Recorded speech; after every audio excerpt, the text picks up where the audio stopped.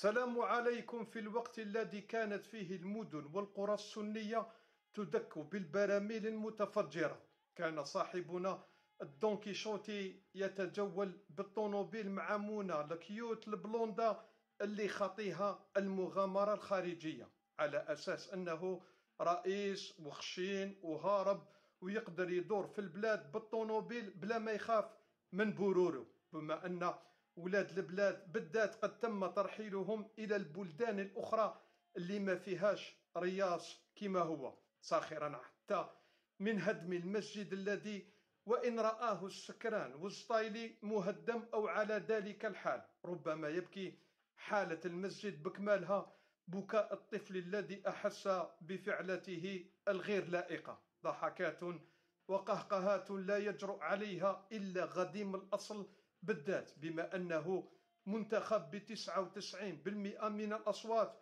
من أجل أقل شيء بإمكان الرياس توفيره، والذي عنوانه حق العيش. هذا ما رأيته في جولة الدون كيشوت مع لونا البلوندا، والذي قرأت فيه الحسرة والغيظ والحزن على رياس القصور الذين تصرف عليهم الأنظمة المضحكة في الانتخابات المليارات من أجل أن تجعل منهم حاجة وحوايج. سلام.